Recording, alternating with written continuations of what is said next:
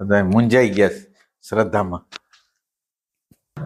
હનુમાનજી ઉપર શ્રદ્ધા રાખવી કે કૃષ્ણ ઉપર રાખવી કે ગુરુજી ઉપર રાખવી કે કોના ઉપર રાખવી, પ્રશ્ન કર્યો તમે આ ચાર બોલાવો છો, હનુમાનજીને બોલાવો છો, ગુરુજીને બોલાવો છો, પછી કૃષ્ણ ભગવાનને બોલાવો છો, માતાજીને બોલાવો છો, તો કોના ઉપર તમારી શ્રદ્ધા છે?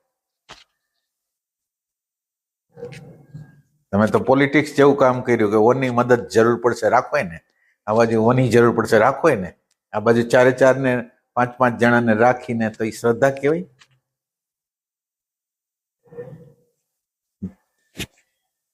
એમાં આ બધાને તો પ્રશ્ન પૂછી લીધા.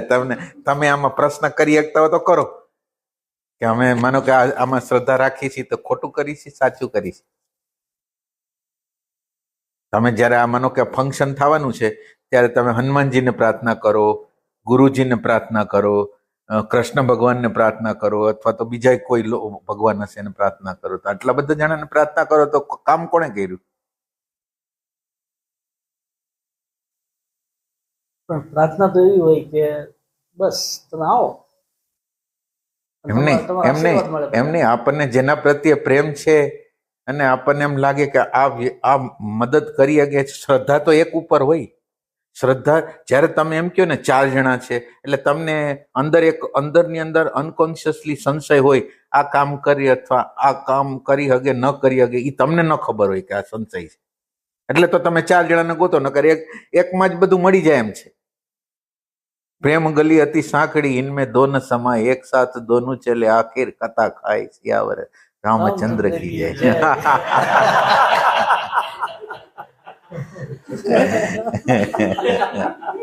હવે આ લીટી તો કેમ કે છે? આમ કે છે પ્રેમ ગલી અતિ સાંકડી, અને તમે એમ કહો પ્રેમ ગલી મોટી વિસ્તાર વાળી છે એમ.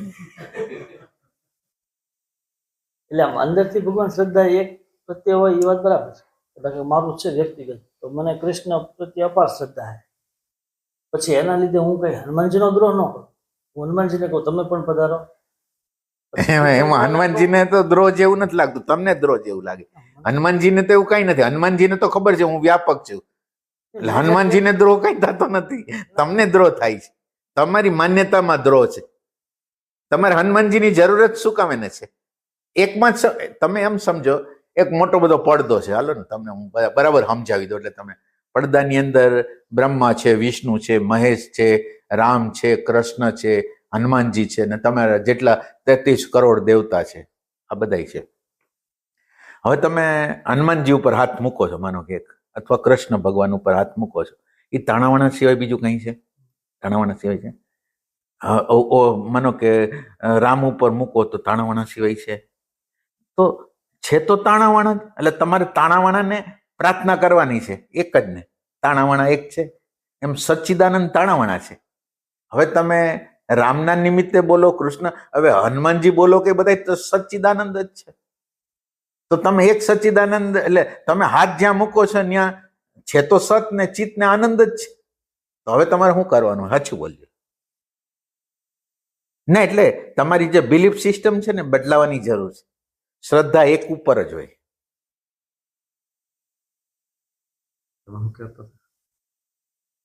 હા, કયો હજી કઈ કેવું હોય તો. હા, માનો કે આમાં 15 કૃતિઓ રજૂ થઈ, તો એમાં એક જ કૃતિ મારી હોય. હા, તો ભલે ને. પછી માનો કે એક ખોડિયારમાંની કૃતિ આવી હતી, તો એક ધર્મેશભાઈ કરીને છે, એ ખોડિયારમાંની આમ નજીકની વ્યક્તિ, એટલે એનું જે મંદિર મેન છે ને આપણે અયાવેદનું, એની આજુબાજુ ક્યાંક રહે છે.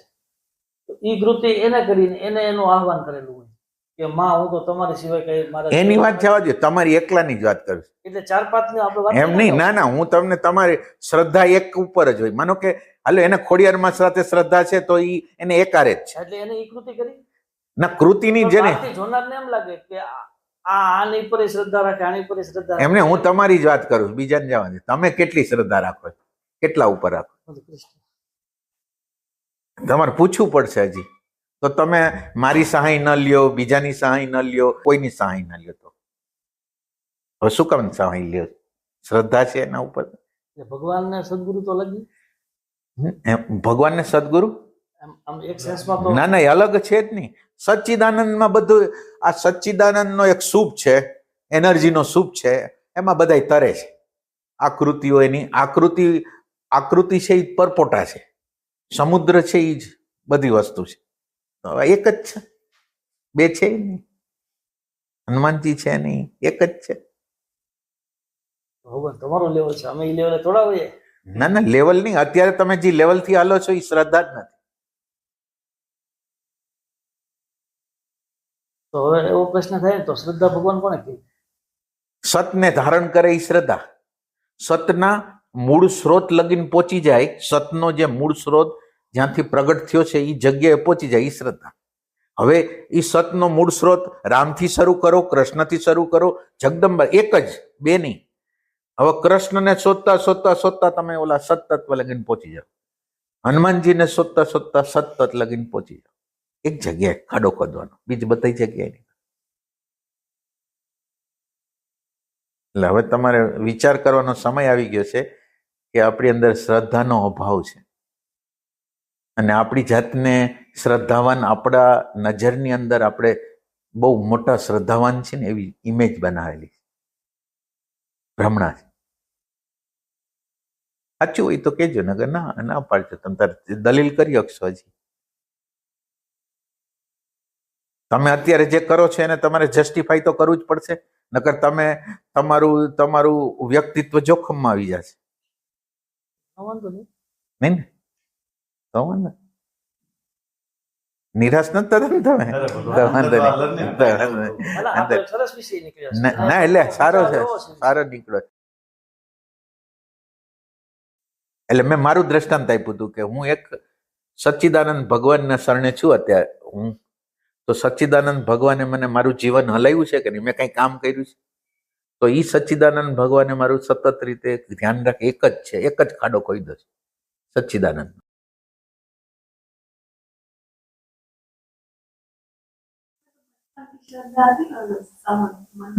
હા હા હા. નાનો તમને સંતોષીમાનો એક દ્રષ્ટાંત આપ્યું હતું. અમારે એક સંતોષીમાનું મંદિર હતું. આ તો હાવ નાનપણની વાત કરું છું. તો એ સંતોષીમાનું મંદિર હતું. તો મેં એક છોકરાને કીધું કે મને ભગવાન ઉપર વિશ્વાસ છે, એમ જમવાનું કોઈ આપી જશે. એટલે કે એમ કોઈ આપી જતું હશે એમ. એ તો હાલો પ્રયોગ કર બાયણું બંધ કર. હા, જે બાયણું છે ને બંધ કર, હું અહીં બેઠું. તો એ વખતે 3-4 જણા જમવાનું લઈને આવ્યા ને આપ્યું. તો એ વખતની શ્રદ્ધા હતી, ત્યારે તો કોઈ હતું નહીં. એટલે એ શ્રદ્ધા આગળની શ્રદ્ધા છે. આમ જોઈ તો, કારણ કે શ્રદ્ધા એક જન્મમાં ન જન્મે, એક જન્મમાં ન જન્મી શકે. ઘણા જન્મ લેવા પડે શ્રદ્ધા માટે. ઓલો આપણને થોડોક એક ભગવાન ઉપર શ્રદ્ધા થાય પછી માનો કે કોઈ એવા જીવનના પ્રશ્નો થયા, તો જીવનના પ્રશ્નો થયા ને એમાં એને કામ ન આપ્યું તો આપણે એ ભગવાનને છોડી દઈએ. અમારે એક હતા, અમારા હગા એક હતા, અમારા ફૈબા જેવા હતા, અને કંઈક એનું કામ ન થયું તો એને એ મૂર્તિને ફેંકી દીધી. તો આપણા તો અત્યારના ભગવાનો તો બદલાતા રહીએ એમ, અને એ આપણને જે પ્રકારના પ્રભાવ આજુબાજુમાંથી હોય એ ભગવાનને આપણે સિલેક્ટ કર્યા. એટલે શ્રદ્ધાનો અર્થ સતને ધારણ કરવું, આટલું યાદ રાખો. સતને ધારણ કરવું. હવે આપણે સતને ડાયરેક્ટ રીતે નથી પહોંચી શકતા એટલે આકૃતિનો આધાર લીધો. તમે ઓલું જે મોરારી બાપુના ભાઈએ પ્રશ્ન પૂછ્યો તો ખબર છે? ઓલો એક પ્રશ્ન તમને કીધું કે આનો શું અર્થ થાય, એ શું હતો પ્રશ્ન? એ આના અનુસંધાનમાં છે. દ્રષ્ટા ને દ્રશ્ય. ના એટલે એ સવાલ જે હતો એ આખો બોલો તો એ તમને જે યાદ હોય તો. કે જે દેખાય છે, હા હા, દેખાય છે, જે દેખાય છે ઈ પ્રવેશ દ્વાર છે. હા, અને જે જોનાર છે ઈ મંજિલ છે. હા, એટલે દ્રશ્યનો આધાર લઈને જે મંજિલ છે ત્યાં જવાનું છે. આપણે અત્યારે તો સાકારમાં છીએ તો આ દ્રશ્યનો આધાર લઈને ત્યાં નિરાકાર તરફ ગતિ કરી છે. તમે એમ સમજો જમીનમાં પડી ગયા છો, જમીન ઉપર પડી ગયા છો, તો જમીનમાંથી ઊભું થવું હોય તો તમે શું કરો? જમીનનો જ આધાર લ્યો. જમીનમાં પડી ગયા છો, જમીનનો જ આધાર લઈને ઊભા થાવ. બરાબર સમજો. જમીન ઉપર પડી ગયા છો, જમીનનો આધાર લઈ એમ નામરૂપમાં ફસાઈ ગયા છો, નામરૂપનો આધાર લઈને તમારે ઊભું થવાનું છે એમ. તમે સીધું તો ડાયરેક્ટ જઈ નથી શકતા, પણ ખોદો છો એક જગ્યાએ. માનો કે કૃષ્ણ ભગવાન છે તો કૃષ્ણ ભગવાન જ ખોદા રાખો એમ. પછી રામ ભગવાન હોય તો રામ ભગવાનમાં જ ખોદા રાખો, અને રામ ભગવાનમાં ખોદતા ખોદતા ખોદતા એનો મૂળ સ્ત્રોત ન્યા જ નીકળે. કોઈ પણ વસ્તુનો મૂળ છેડો ન્યા જ નીકળશે, બીજે કઈ જગ્યાએ નીકળશે નહીં. એટલે હવે એકનું આહ્વાન કરજો, જેનું કરવું એનું. એટલે આપણી શ્રદ્ધા કોઈ આગળ ન હોય. તમે આવીને મને કહેતા હો કે તમારા ઉપર શ્રદ્ધા, તો આ બાજુ તો પ્રાર્થના કૃષ્ણ ભગવાનની કરે છે, તો કેવી રીતે થઈ શ્રદ્ધા? શ્રદ્ધા તમે પથ્થર ઉપર કરો તોય કઈ વાંધો નથી. એવું નથી કે એક વ્યક્તિ ઉપર કરો, પથ્થર ઉપર, ઝાડ ઉપર, ગમે એની ઉપર. સતત્વ તો ત્યાં પડેલું છે ને ભગવાન એમ કે છે કે આ જગ્યાએ હું છું તો ખરો જ. જે વસ્તુ છે એની અંદર હું સતરૂપે, જળ વસ્તુ છે તો એની અંદર સતરૂપે હું છું જ. હવે તમે જે ભાવ કરશો ને હું તમને એનો પ્રત્યુત્તર આપીશ.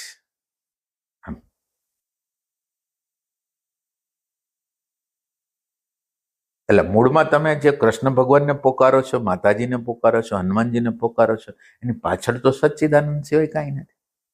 તો હવે તમે આટલા બધા વિવિધ છે તો એકને ગોતી અને એ સચ્ચિદાનંદને, માનો કે તમે, તો આપણે એમ કીધું ને કે એક પડદો છે ને, પડદાની અંદર રામનું, કૃષ્ણનું ચિત્ર છે.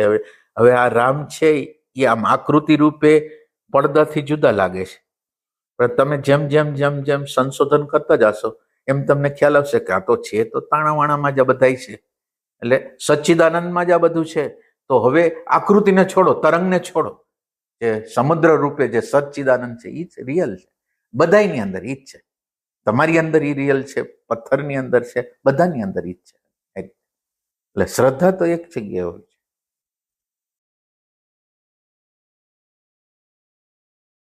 ભગવાન થોડી બધી ચર્ચા કરવી છે. કરો ને, મજા આવે એવું છે. માનો કે આપનું જીવન છે તો એક સમયે વ્યાસજી તમારામાં નથી પ્રિય હતા, એક બાજુથી સચ્ચિદાનંદ ઉપર તમારો મૂળ જે આખો સ્તંભ છે એની ઉપર તમે આધારિત હતા. એમ કે ના આ જ એમ એ કેવી રીતે અંદરથી શું આમ એટલે આમ ગિલ્ટ ફીલ ન થાય? ના, ગિલ્ટ કેવી રીતે? જો હું ના હું તમને સમજાવું. મારો જન્મ ભગવાનને મેળવવા માટે થયો છે. હવે મને એવું લાગે કે આ વ્યક્તિ ભગવાન માટે નથી તો મને ગિલ્ટ નહીં થાય. હા, ભગવાન માટે હોય અને હું કંઈક કરું તો મને ગિલ્ટ થાય, પણ મને એમ લાગે કે આ વ્યક્તિ છે એ ભગવાન માટે તો એનો કોઈ પ્રેમ જ નથી. પ્રહલાદનો એનો જે સંવાદ છે એનો બાપ છે, પણ એ બાપ છે એ કોના વિરુદ્ધ થાય છે? કે ભગવાનની વિરુદ્ધ થાય છે, તો એની સામે ઊભો રહી જાય છે. ઈ સેન્સથી હું તમને કહું છું. એમાં મારી ભૂલ હોય તો તમે તારે કહેજો, પણ મને એવું લાગે ને કે પરમાત્માની નાની, એટલે આમ પરમાત્માની નિષ્ઠામાંથી કોઈ વ્યક્તિ ખસી રહ્યું છે તો હું એને પકડી ના શકું. અને માનો કે પરમાત્મા માટેની અનન્ય ભક્તિ છે તો હું એને છોડી ના શકું. એટલે છે એનો પ્રેમ એમ. અને બધાને આપણે પ્રેમ નથી કરતા એવું નથી. તમને અત્યારે એવું લાગતું હશે કે એ ઓલો પ્રેમ ના, પ્રેમ છે, પ્રેમ અંદરથી એવો છે કે કોઈ પણ પ્રકારના ઓલા શું કહેવાય આવરણો છે ને એને કપાઈ જાય અને ભગવાનમાં સમાઈ જાય, એ આપણો અંદરની પ્રાર્થના છે. એટલે પ્રેમ નથી એવું નથી. બહારની રીતે તમને એવું લાગતું હોય, પણ અંતરતમ રીતે હું બધાને પ્રેમ કરું છું. આ દુનિયાના તમામ લોકો છે એને પ્રેમ કરું છું. હા, કયો ને, વાંધો નહીં. માનો કે તમે વ્યાસજીને મળવા જતા, હા, તો વ્યાસજીને મળ્યાનો એક આનંદ હતો. હા, તો હતો ને, કોણ કે એમાંથી કંઈક લર્નિંગ હતું, હતો ને. પણ એ ના, એટલે એની અંદર તમે બરાબર સમજો, સચ્ચિદાનંદની સજાતીયતા એક જ વસ્તુ તમે પકડો, એક જ, બે ન પકડો. એની અંદર સચ્ચિદાનંદ જે વસ્તુ પ્રવર્તી હતી એને પ્રેમ કરતો હતો. માનો કે એની અંદર સચ્ચિદાનંદ ન હોત તો એ તો બીજા કેટલાય લોકો મળ્યા, કેમ બીજા લોકો સાથે ઉભા ના રહીએ? એક સજાતીયતા એક જ વસ્તુ ઉપર છે, સચ્ચિદાનંદ, ભગવાન પ્રત્યેનો પ્રેમ. ઈ મહત્વની વસ્તુ એમ. એમાં કઈ તમને પ્રશ્ન હોય તો તમે તારે કહો. એટલે આમ માનો કે અમારું તમને મળવાનું થાય હા અને તમારું વ્યાસજીને મળવાનું થાય. હવે આપણે ઘટના સાથે લઈએ હા હા તો ત્યારે તમને એની પ્રત્યે એમ નહોતું થતું કે સચ્ચિદાનંદ જ મારા હૃદયમાં છે અને હું એના નિમિત્તથી તમને મળું છું. ના ના પછી ત્યારે એને મળતા હતા ત્યારે એ જ સચ્ચિદાનંદ લાગે છે. ના ના ના ના ના ના આની અંદર એક મેગ્નેટિક સેન્ટર હોય. એક વસ્તુ યાદ રાખો, મેગ્નેટિક સેન્ટર એટલે તો જો હું કેટલાય બધા સંતોને મળ્યો છું અને પહેલી જ વખતે અપીલ થઈ હોય તો એ વ્યક્તિ હતી, તો એ અપીલ છે એ મેગ્નેટિક સેન્ટરને છે. અંદરનું મેગ્નેટિક સેન્ટર એને ઓળખી જાય. પહેલી વખત જ મળ્યા ને આપણને એની અપીલ થઈ ગઈ. ભગવાન અમને તમારામાં એ જ અપીલ થયેલી છે, સાચું કહું તો. ના એટલે અત્યારે એની વાત નથી કરતા. તમને અપીલ થઈ છે એની વાત નથી કરતા. હું એ તમને આપણા મૂળ પ્રશ્નને રેફરન્સમાં હા લઉં છું હા કે એક વ્યક્તિ ઉપર શ્રદ્ધા રાખી, માનો કે કૃષ્ણ ઉપર શ્રદ્ધા રાખી. હવે આમ કૃષ્ણનું દર્શન છે મને, એને જોયા છે મેં, એમ બધી રીતે બરાબર. પણ હું જયારે તમને મળું છું ત્યારે મને એ જ દેખાય છે. મને એમ થાય કે બસ આ જ વ્યક્તિ. હવે તમે તો બે કેવી રીતે થઈ? ના ના એટલે હું તમને હવે તમારું બતાવું ના. એટલે હા ચોક્કસ. તમે એમ કહો છો કે કૃષ્ણ પ્રત્યે તમારો પ્રેમ છે, બરાબર. હવે આપણે એક વખત ચર્ચા થઈ હતી કે ત્યારે તમે એમ પૂછ્યું હતું કે આપણે ભગવાનને અમે દર્શન નથી કર્યા તો ભગવાનને અમે પ્રાર્થના કેવી રીતે કરી શકીએ. આપણે હમણાં થોડા સમય પહેલાની જ ચર્ચા છે, જો તમને યાદ હોય તો તમારી અંદર ડ્યુઆલિટી છે. તમને પ્રશ્ન એવો હતો કે પ્રાર્થના કેવી રીતે કરી શકાય, કે જેને જોયા નથી એને પ્રાર્થના કેવી રીતે કરવી. હમણાં જ એટલે બે ત્રણ છેલ્લેથી બીજાનો, હા, છેલ્લેથી તો બીજાનો. એમની આ ડ્યુઆલિટી કેવી રીતે હોય. એક સમય તમે એમ કહો છો કૃષ્ણ પ્રત્યે મને ભાવ છે, ના તમે તમારી ડ્યુઆલિટી સમજો. અને એક સમયે તમને આશ્ચર્ય થાય છે પ્રાર્થના કેવી રીતે કરવી. હમણાંની જ વાત છે, પાછી વધારાની વાત નથી. તો આ ડ્યુઆલિટી કેવી રીતે પ્રગટ થઈ. તમને એના ઉપર અશ્રદ્ધા છે. જ્યારે આ બોલો છો ત્યારે તમે એની કોઈ પ્રતીતિ નથી એવી રીતે વાત કરો છો. અત્યારે તમે એમ કહો છો કે હવે આ ડ્યુઆલિટીનું શું કરશો. પણ ભગવાન એવું નથી કે આપણી અંદરની સ્થિતિ ચેન્જ થયા કરતી હોય. ના લે એક સમય એમ લાગે ના એટલે તમે બરાબર તમારી વાત સમજી ગયો. મનની સ્થિતિ ફરી જાય એ પ્રમાણે હોય. એટલે એક સમય એમ લાગે કે આ બ્રહ્માંડમાં મારી સિવાય કાંઈ નથી, અને એક ક્ષણ એમ લાગે કે હવે આ સળીને અહીંયા હું નહીં મૂકી શકું, આટલી મારી અસમર્થ. પણ આ બે અવસ્થામાં ના એટલે એ જોયેલી છે એ મનની સ્થિતિ છે. એ બરાબર. એટલે મનની સ્થિતિ ઉપર ભરોસો કરાય નહીં, એની પાર જવાનું છે. હવે સાચી વાત એ હોય. વાત બરાબર છે. એટલે ભગવાન આમ તમે જયારે વ્યાસજી પાસે જાઓ ત્યારે વ્યાસજી ઉપર તમારી શ્રદ્ધા તો હતી જ ને. શ્રદ્ધા એટલે વ્યાસજી પ્રતિ નહોતી. આ તમને હજી ફરીથી કહું, વ્યાસજી પ્રતિ નહીં, વ્યાસજીની અંદર જે તત્વ પ્રગટ થઈ ગયું હતું એના પ્રતિ. તો પછી કેટલાય સંતોને અમે જોયા હતા. ના હજી થોડું મૂળમાંથી લઈએ. હા. હજી મૂળમાંથી એમ લઈએ આપણે કે માનો કે અમારું તમારી યારે મિલે. ના એટલે એક વસ્તુ ના એટલે તમને પેલા એક કહી દઉં. તમે જ્યારે દલીલ કરો છો ને ત્યારે તમે તમારી અંદર જોતા જાઓ. તમારી અંદર એટલે વધારે તમને સ્પષ્ટ રીતે સમજ ત્યારે થશે કે તમે દલીલ શું કામ એને કરવા માંગો છો. માનો કે એટલે તમે એનું કોઝ જાણી લ્યો. એટલે જ્યાં લગીને આ કોઝ ને તમે પકડી રાખશો ને ત્યાં લગીને હું બતાવીશ ને. ના, એ અમારી તૈયારી છે. અમારી તૈયારી છે ભગવાન. હા હા ભલે. એક વાત હું એ બીજી એક કરું હા, હા, કે ભલે. માનો કે તમારું વ્યાસજીને મળવાનું થતું, હા હા તો એમ વ્યાસજી તો કઈ બાયોલોજીકલી અમે એટેક કરે એમ નથી, હા પણ એના સંપર્કથી, એના સંસર્ગથી, એના એક વાતાવરણથી આપણી અંદરનું જે છે ને તત્વ ચેન્જ થઈ જાય અને આપણને કંઈક હાયરનો અનુભવ થાય.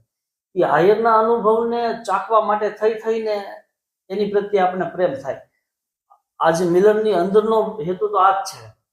એટલે તમે એ નહીં સમજી શકો, એક વસ્તુ નહીં સમજી શકો. મેગ્નેટિક સેન્ટર જે હોય છે ને એ એવી રીતે નથી હોતું. મેગ્નેટિક સેન્ટરને તો પરસેપ્શન દર્શન જ હોય છે. એને કોઈ ભ્રમણા નથી હોતી, એને કાંઈ હોતું નથી. જ્યારે મેગ્નેટિક સેન્ટર તમારી અંદર હોય ને, મેગ્નેટિક સેન્ટરને જ્યારે અસર કરે ને, તમારું ડાયરેક્ટ પરસેપ્શન છે, કોઈ અંદાજ અનુમાન કાંઈ નથી. એટલે એ વસ્તુ અલગ છે. ઓલું મનના લેવલ ઉપર તમારી શ્રદ્ધા છે, મનના લેવલ ઉપર શ્રદ્ધા આવે છે, મનના લેવલ ઉપર શ્રદ્ધા જાય છે, એ ટાઈપની વસ્તુ. અંદર શ્રદ્ધાનું તત્વ તમે બરાબર સમજી લ્યો. પરમ તત્વને આપણી શ્રદ્ધા પરમ તત્વને છે, અને આ પરમ તત્વ જેની અંદર પ્રગટ થાય છે એ સજાતીયતા છે.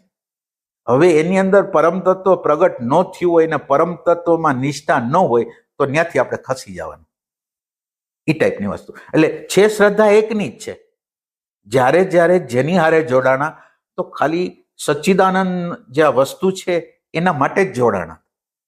નકર આ દુનિયામાં તો ઘણા સંતો એમ. અને અંદર બાઇટ એટલા માટે ન થાય કે અનન્ય ભક્તિ જ્યાં ન હોય ને ત્યાંથી તો તમારે એટલે ભગવાનનો જ્યાં છેદ ઉડાઈ જતો હોય ત્યાં તો તમારે કેવી રીતે તમે રહી શકો, કેવી રીતે તમે?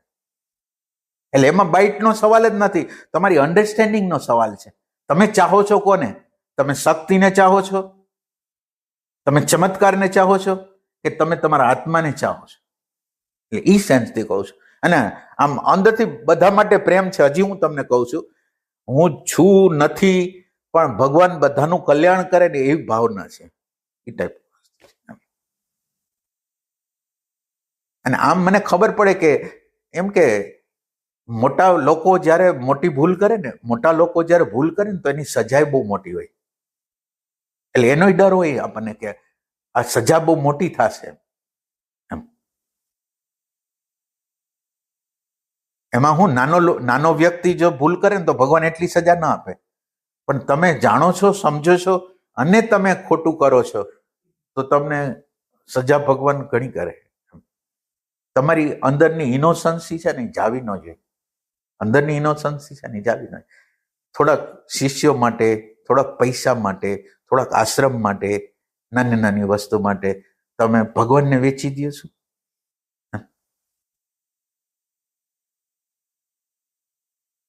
એટલે હજી તમે પ્રશ્ન કરી શકો, હજી તમે પ્રશ્નમાં કોઈ ના નથી. પ્રશ્નને તમે સમજવાની એક ટ્રાય કરજો. એમ પ્રૂવ કરવાની ટ્રાય ન કરતા.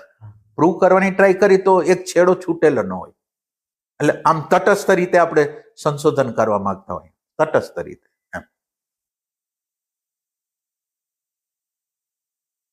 એટલે આમ ભગવાન અમે તમને મળ્યા ત્યારે અમને તે એટ્રેક્શન તત્વનું જ હોય, અને જ્યારે અમે કૃષ્ણને પ્રાર્થના કરીએ ભગવાન ત્યારે એ તત્વ ના, એટલે અત્યારે તમે હું તમને એમ ન કહું તમારી અગર મેગ્નેટિક સેન્ટર છે, એમ ન કહું.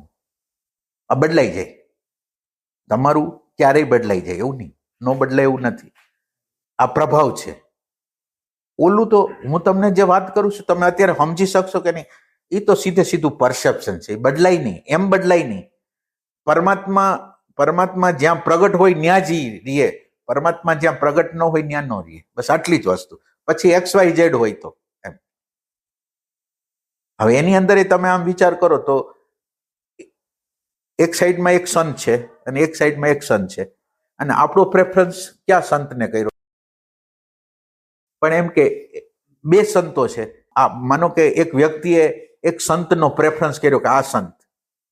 શું કામે? તો કે આ સંતની નિષ્ઠા, અનન્ય ભક્તિ, પરમાત્માની જે અનન્ય ભક્તિ છે એ અપીલિંગ છે, તો આપણે એને પસંદ તો પસંદ કર્યા, સંતોને પસંદ કર્યા છે. એમાં આપણી અંદરની સુરતા એવી છે. એટલે હું તમને ઘણીવાર એમ કહું છું, તમે એવા સંતોની ચાહના કરજો કે જે આત્માની નિષ્ઠામાં હોય, નકર તમારું લેવલ હંમેશા લોઅર રહેશે. આમાં ઊંચી જે નિષ્ઠાવાળા સંત હોય ને, એટલે તમારું આખું મેગ્નેટિક સેન્ટર એવી રીતે તૈયાર થાય કે નાની હરખું પણ અનાત્માની વસ્તુ હોય ને તો તમે સ્વીકાર નહીં કરો. અનાત્માની વસ્તુ ક્યાંય હાલતી હોય તો તમે સ્વીકાર નહીં કરો. આ તમે ઓલો દાખલો તમે સાંભળો છો, બલિરાજા એટલે અસુર લોકો. અસુર લોકોના ગુરુ કોણ હતા? શુક્રાચાર્ય. અને એના ગુરુ એને ના પાડે છે કે તું આને વચન ન આપ. એ શું કામ એને આપે છે? ના, એટલે સત્યને ચાહે છે. ગુરુ છે એ અસત્ય બતાવે છે અને શિષ્ય છે એ સત્યની ચાહના વાળો છે. તો હવે એને એ વખતે એના ગુરુને ન માન્યું તો એ ગુરુને નથી માનતો તો પણ એની નિષ્ઠા ક્યાં છે? સત્ય પ્રતિ. આ તમે બરાબર છો એમ.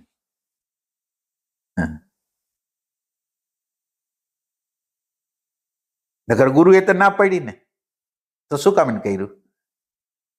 આપણે તો ગુરુને મહાન બોલી છે, પણ એ કે ગુરુ જ્યાં અસત્ય કરતા હોય ત્યાંથી તમે નીકળી જાઓ તો નહીં.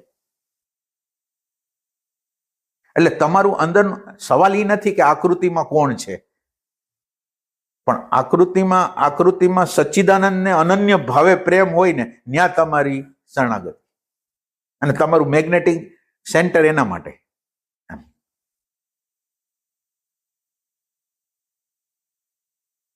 એટલે આમાં હજી તમ તાર સવાલ કરી શકો તારે.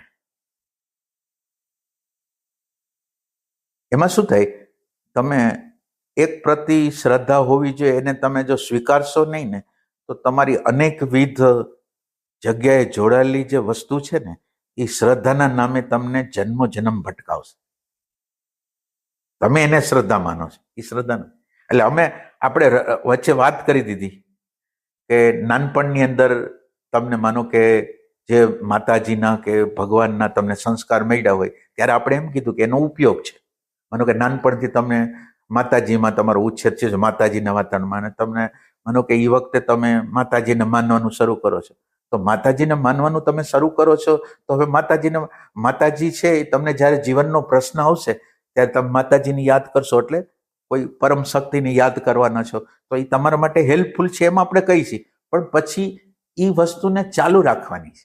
તમે જેને પ્રેમ કરો છો એ માતાજી કોણ છે? પછી હવે તમે આમાં ઊંડો ખાડો નહીં કરો કે આ માતાજી કોણ છે, કૃષ્ણ ભગવાન કોણ છે, એનો તમે અંદર ખાડો ખોદીને, એટલે શ્રદ્ધાનો અર્થ એમ છે ખાડો ખોદતા ખોદતા એના મૂળ સ્ત્રોત લગીને, જેમ ગંગા વહેતી હોય ને ગંગાના વહેતા કિનારાને આપણે એના મૂળ સ્ત્રોતને જાણવું હોય તો કેમ બેક જાતા જાય અને એનો મૂળ સ્ત્રોતને ગોતી આવી, આમ એમ એના મૂળ સ્ત્રોતને ગોતે, એ ટાઈપની વસ્તુ છે.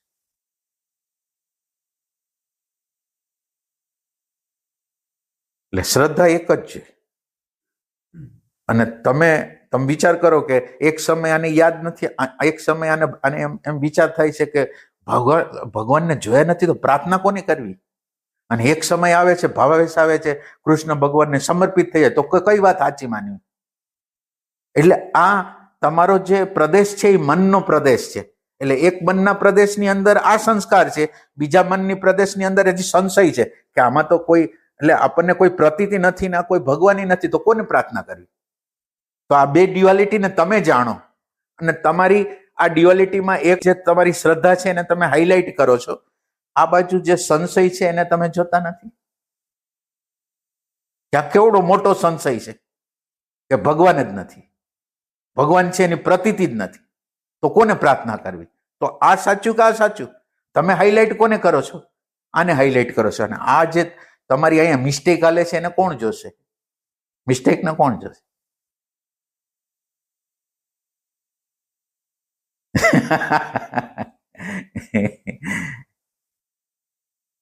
ના, ભગવાન ખુશ છે એટલે તો આ જે સબ્જેક્ટમાં, એટલે કુદરત ભગવાન એવી વસ્તુ છે કે આપણે માનો કે ન ચિંતન કરેલી વસ્તુ છે એ ચિંતનમાં પ્રગટ કરે છે. આપણે કાલે ચિંતન આનું કરેલું જ નથી અને આપણે આ વિષયમાં મિસ કરતા હતા, તો ભગવાને આ વિષય ખોઈલો છે. અને તમે પ્રશ્ન ગમે તે કરી શકો, મને ચેલેન્જ કરી શકો, એમ હું તમને ના નથી પડતો. તમારે જે ચેલેન્જ કરવી હોય કરી શકો મને, પણ આપણે ઇન્ક્વાયરી કરતા કરતા આગળ જાય, એ ટાઈપની વસ્તુ. સિદ્ધ કરવા માટે નહીં કે આપણે સિદ્ધ કરી લેવું છે એટલે એક છેડો રાખીને નહીં, બને કે હું ખોટો હોઉં, ત્યાંથી આપણે સ્ટાર્ટ કરીએ.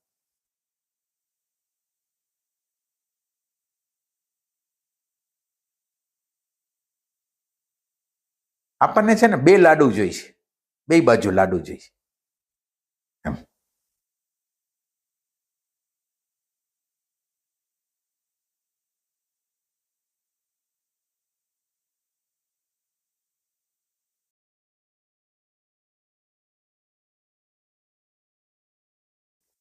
એટલે આજનો સબ્જેક્ટ શ્રદ્ધા જ છે ને.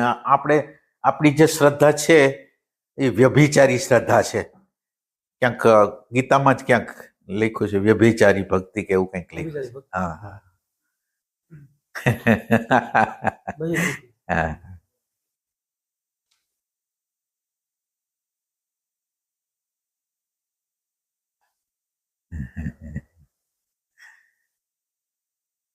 એક મહત્વની વાત ભગવાન એ છે આમાં હા, કે તમે આમ તો બધું જ જાણો છો, તમને એ ખબર છે કે આ શ્રદ્ધાના કયા સ્ટેટમાં ઉભેલી વ્યક્તિ છે એ નક્કી છે, હા, અને આને તોડવું એ એક અઘરું કામ છે, એટલે અમારું તો અમારા માટે એમ, હા હા અને છતાંય તમે પ્રહાર કર્યો એટલે એના માટે ધન્યવાદ. વાહ.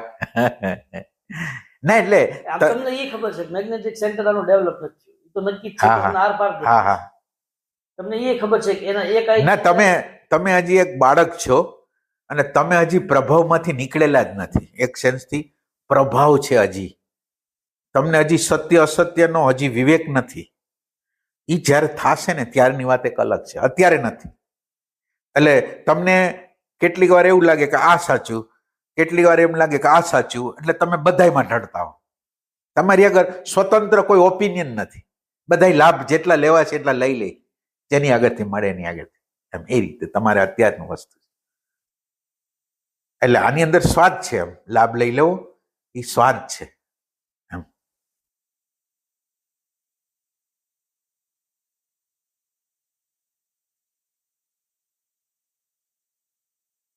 તમને જ્યારે અન્ડરસ્ટેન્ડિંગ થાય ને એટલે એ વસ્તુ વહી જાય. અન્ડરસ્ટેન્ડિંગ તમને જેવી થઈ ને, તમારી આગળ અન્ડરસ્ટેન્ડિંગ નથી થતી એટલે તમે કાલના 10 વર્ષ પહેલા 15 વર્ષ પહેલાના જે પ્રભાવો હજી જે છે એ એઝ ઇટ ઇઝ અત્યારે છે. એમાં કોઈ ફરક નથી પડ્યો. એમાં એડ થયો છે. માનો કે પેલા એક સંત હતા, હવે બીજા 2-3 સંત એડ થઈ ગયા છે, પણ પ્રભાવ તો ઓલોય ચાલુ છે અને નવા ચાલુ થઈ ગયા છે. એની અંદર તમે વિવેક નથી કરી શકતા કે કયું સત્ય છે. તમારે એક નક્કી તો કરવું પડે કે પરમ સત્ય જે હોય એ લેવું છે, બીજું કાંઈ નથી જતું. પછી પરમ સત્યમાંથી હું નીકળી જતો હોય તો મને બાદ કરનાર, એમ કાંઈ વાંધો નથી.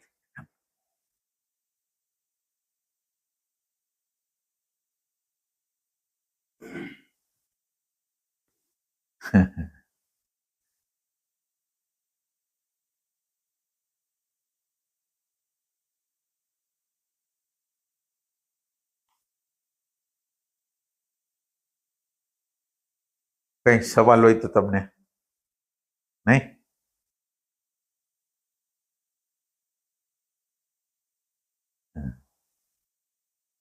તમને હજી અંદર રહી ગયું હોય તો હજી પૂછી શકો. એટલે તમને માનો કે તમે કૃષ્ણ ભગવાનને ચાહતા હો, કૃષ્ણ એટલે તમારા તો જીવનનો એક્સપિરિયન્સ જ છે કે તમે ભગવાનને જ્યારે ત્યારે ઉતાર્યા હોય, પણ જ્યારે તમે આ પ્રશ્ન કર્યો તો ત્યારે આ ઉતારવાની ને બધી વાત હતી અને તમે હાવ ભૂલી ગયા હતા. નો આખો છેડો જ કપાઈ ગયો. તમે તમારા આ જ્યારે આ ફંક્શન હોય છે ત્યારે કેટલા વખતે ભગવાનને ઉતાર્યા હોય, આ હતું. અને તમારો પ્રશ્ન એમ હતો કે ભગવાનને જોયા નથી ને અમે ક્યાં ભગવાનને પ્રાર્થના કરી, આ કેવી રીતે હોય? તો હવે તમે આ બે છેડા છે ને એને અડો. આ છેડો સાચો કે આ છેડો સાચો? જે ઉતારો છે એ સાચો કે આવો નથી? આ પ્રાર્થના નથી થતી અથવા તો જોયા જ નથી, એ સાચી વાત છે ના? એટલે તમે બેયનો નિશ્ચય કરો, આ જોયા છે કે નથી જોયા, નિશ્ચય કરી લ્યો. આ તો ભગવાનને પ્રૂફ આપ્યું, નગર અઘરું પડે આ મારે સાબિત કરવું, પણ આ તો ભગવાને હવે એડવાન્સમાં પ્રૂફ આપી દીધી છે.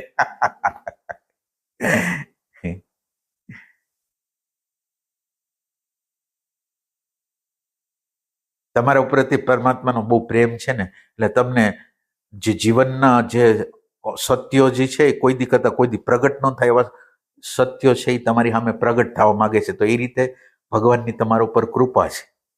એક સેન્સ તમને ભગવાન ચાહે છે, એક સેન્સ. એટલે તમે જે જગ્યાએ ઊભા હો ત્યાં ફટકાર મળે તમને.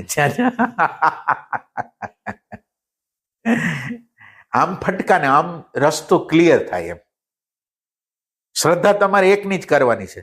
તમારે જેને એમાં તમારી સ્વતંત્રતા, તમે જેને ચાહો એને કરી શકો, એમાં કોઈ પરતંત્રતા નહીં. પણ હવે ખોદવાનું ન્યા જ જગ્યાએ, બીજી કોઈ જગ્યાએ નહીં, બીજી કોઈ જગ્યાએ શ્રદ્ધા જ નહીં.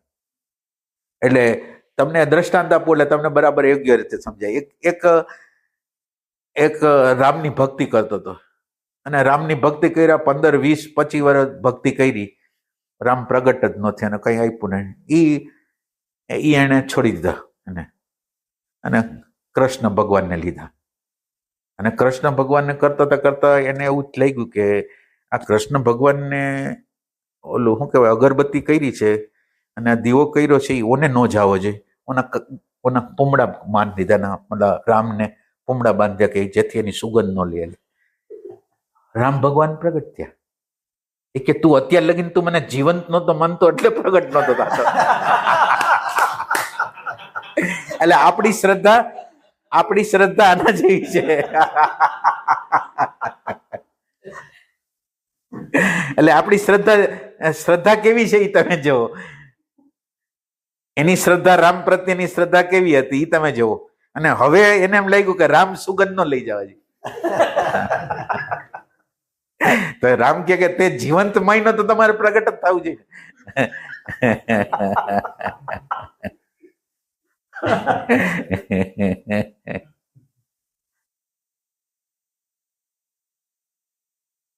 એટલે જયારે ભગવાનને આપણે જીવંત માની છે ને ત્યારે કાર્ય કરતા જીવંત માની ત્યારે. હવે આપણે જુદી જુદી જગ્યાએ ખાડા ખોઈદા હોય તો મૂળ સ્ત્રોત તો ક્યાંથી મળે? થોડી વાર કૃષ્ણ ભગવાન, થોડી વાર રામ, થોડી વાર માતાજી, થોડી વાર આ એમ. એટલે કોઈનો અનાદર કરવાનું નથી કહેતો હું તમને. તમે માનો કે માતાજીની મૂર્તિ આગળ જાઓ ને તમે નમસ્કાર કરો, એની જે એનર્જી છે તમે એક્સેપ્ટ કરો, એમાં કોઈ વાંધો નહીં. તમારી શ્રદ્ધા એકમાં હોય છે. તમારી શ્રદ્ધા એકમાં. એટલે પુરાણોની જે રચના કરવામાં આવે ને તમને ખ્યાલ નહીં હોય. પુરાણોની જે રચના કરવામાં કેટલા પુરાણ છે તમને ખ્યાલ છે કે? 18 પુરાણના એક બે નામ આપો એટલે હું તમને વ્યવસ્થિત સમજાવી શકું. ગરુડ પુરાણ બોલતા જાઓ, શિવ પુરાણ, વિષ્ણુ પુરાણ, આ માતાજીનું પુરાણ છે, કયું નામ છે એનું? આ દેવી પુરાણ. હવે બસ આટલું જ મારે તમને કહેવાનું. હવે આની અંદર આ પુરાણોની રચના એવી રીતે કરવામાં આવી હતી. પુરાણોની રચના એવી રીતે કરવામાં આવી હતી. એની અંદર માનો કે શિવ પુરાણ હોય તો એની અંદર એમ કે શિવ કણે કણમાં, અણુ અણુની અંદર છે. માતાજીની વાત માતાજીના પુરાણમાં આવે, દેવી પુરાણમાં આવે એ કણે કણમાં છે. વિષ્ણુ ભગવાનની વાત આવે કણે કણમાં છે. અને આના સિવાય તમારે બીજા કોઈ અન્ય દેવને ભજવા નહીં, માનો કે જ્યારે જે ભાવ. એટલે એનો તાત્પર્ય, પુરાણોનો તાત્પર્ય એવું હતું કે પેલો ખાડો તમે એકમાં ખોદો અને એમ ખોદ્યા પછી જે એની અંદર સચ્ચિદાનંદનું તત્વ છે ને એને ટચ કરી આવો, પછી આ દુનિયામાં તમારે જે કરવું એ કરો ને ગમે એ કરો. એ જ સેન્સ.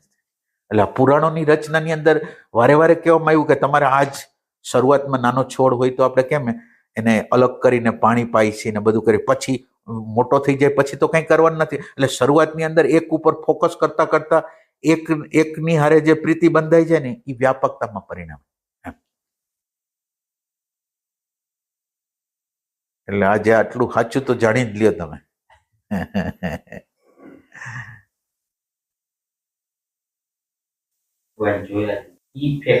હા, ઇફેક્ટ ના એમને ઉતારે છે ઇફેક્ટ હોય તો પછી એમાં શ્રદ્ધા કા નથી થતી. એટલે એ મનનો એક વિભાગ છે. મનનો એક વિભાગ છે કે જે આ ભાવ કરે છે અને એ માને છે, માનવા વાળો વિભાગ છે. અને એક અંદરની સાઈડમાં ખરેખર એને અનુભવ નથી થયો એટલે એક બીજો વિભાગ છે કે આપણને અનુભવ ક્યાં થયો છે. એટલે એક અંદરના ઊંડાઈમાં પડેલો એક વિભાગ છે અને એક સુપરફિશિયલ બહારની સપાટી ઉપર પડેલો એક વિભાગ છે. એટલે અંદરનો ઓથેન્ટિક છે, જે અંદરનો બોલે છે ને કે આપણે ક્યાં એને જોયા છે એ સાચી વાત છે. હવે જોયા નથી એ સાચી વાત છે, અને સાંભળેલી વાત ને બીજી કરેલી વાત ને એના દ્વારા તમે જ્યારે ભાવ કરો છો, અને ભાવની તો બધી તાકાત છે, એમાં ભાવની તાકાત છે. એટલે મન એ ભાવરૂપ થઈ ગયું તો માનો કે કોઈ અવતરણ થઈ ગયું તો એ વાત સાચી છે. પણ આ વાત છે એ આંગતુક છે, એટલે ઉપર છલી છે. ઓલી વાત છે એ સાચી છે કે ખરેખર જોયા નથી એ વાત સાચી.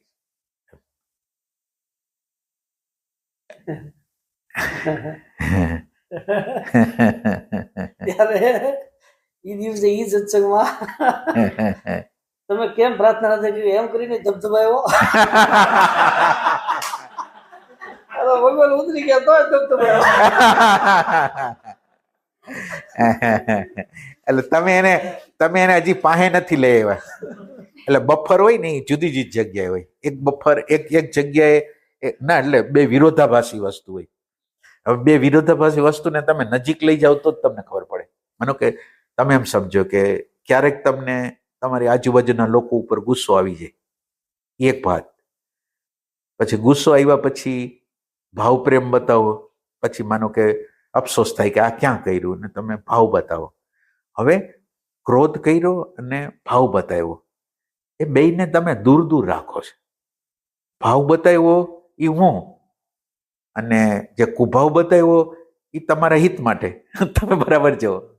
એટલે કુભાવને તમે ખરાબ નથી કહેતા, એ તમારા હિત માટે કર્યો, અને જે ભાવ બતાવ્યો એ મેં કર્યો. એટલે બે રીતે નિર્દોષ, બે રીતે. એટલે ખરેખર કુભાવ બતાવ્યો તો ઈ તમે હતા, અને ભાવ બતાવ્યો ઈ તમે છો. ઓલો એક જુદો આઈ હતો, આ એક જુદો આઈ છે. તમે એને પડખે પડખે લઈ ગયો અને તમારો ચહેરો જોઈ લ્યો, આ ઈ ચહેરો તમારો, આ ઈ ચહેરો તમારો, તો તમને એક્સેપ્ટન્સ થશે. બે ચહેરા છે. ક્યારે કયો ભાવ પ્રગટ થઈ જાય ખબર ને? એક ખૂનનો ભાવ આવી જાય, અને એક હાવ સંપૂર્ણ સમર્પિત થઈ જવાનો ભાવ આવી જાય. બે મનના ભાવ છે, ઓલા આચા ભાવ નથી.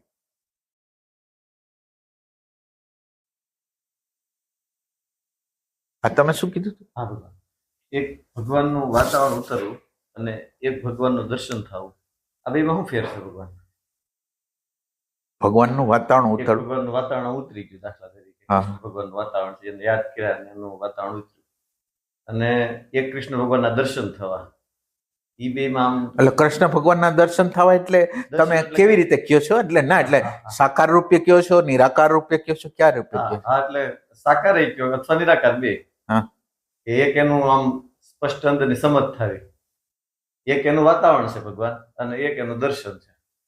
એટલે દર્શનને હજી વધારે સમજાવો, હું નથી સમજતો. દર્શન એટલે આમ તમારે તો તમે ક્લિયર થઈ જાઓ પેલા. એટલે આમ બે રીતે ભગવાન દર્શનની વાત છે. એક તો સાકાર રૂપે દર્શન થઈ જવું, હા, બરાબર. અને બીજું એની અંદરની જે સ્થિતિ હતી ભગવાન કોન્શિયસનેસની કે જે હતી, એનું એક ભાન થઈ જવું. હા, હા. તો આ બે વચ્ચે એટલે વાતાવરણ ઉતરી જવું એ ચાઇલ્ડિશનેસ છે, અને એને શરૂઆત કહી શકો તમે. માનો કે એને શરૂઆત કહી શકો કે કોક અસ્તિત્વ છે ને ઈ કરે છે, એ બસ બરાબર છે. પણ એ વાતાવરણ ઉતારવું કેટલું સહેલું છે, તમે વિચાર કરો. એ વાતાવરણ તમે ભાવ કર્યો એટલે એ તો હાવ હેલું છે. તમારી અંદર રાગ, દ્વેષ, એ બધું જે અંદર પડેલું છે, ભય, ઘૃણા, હિંસા, એને કાઢવું કેટલું અઘરું છે. તમારે શું કરવું જોઈએ? વાતાવરણ જ્યારે ઉતરે છે ત્યારે વાતાવરણનો સ્વાદ લેવા વાળો એક છે, અને આ વાતાવરણ વિરુદ્ધનો ધિક્કાર કરવા વાળો એક છે અંદર. આ જે વાતાવરણ છે એને એપ્રિસિએશન કરવા વાળો છે, અને આ વાતાવરણ સિવાય ખરાબ વાતાવરણ હોય તો એનો ધિક્કાર કરનાર છે. આ બે ડ્યુઆલિટી ત્યાં પડેલી છે, અને આપણે આ ડ્યુઆલિટીથી પાર થવું છે. કે માનો કે હારું અંતકરણની અવસ્થા છે, તો માનો કે વાઇબ્રેશનો સારા છે તો ભલે રહ્યા, એ કેટલી વાર રહેવાના? અચ્છા, ખરાબ ભાવ છે એ કેટલી વાર રહેવાના? બધું પસાર થઈ જવાનું. તમે કોણ? તમે કોણ જેની સામેથી આ પસાર થઈ જાય છે? એ તમે કોણ છો? તો તમારા માટે તો તમે આની અંદર શું કરો છો? એક પ્રત્યે રાગ કરો છો, બીજા પ્રત્યે દ્વેષ કરો છો, અને આને આધ્યાત્મ કહે છે. અને આ તો છીછરાપણું કેટલું છે કે વાઇબ્રેશન તો તમને 1000 વખત આવ્યા, લાખ વખત આવ્યા. તમે એમ સમજો. રાગ દ્વેષને, ભયને તો વારંવાર આવે છે. તમે આની ગણતરી કેમ કરો છો?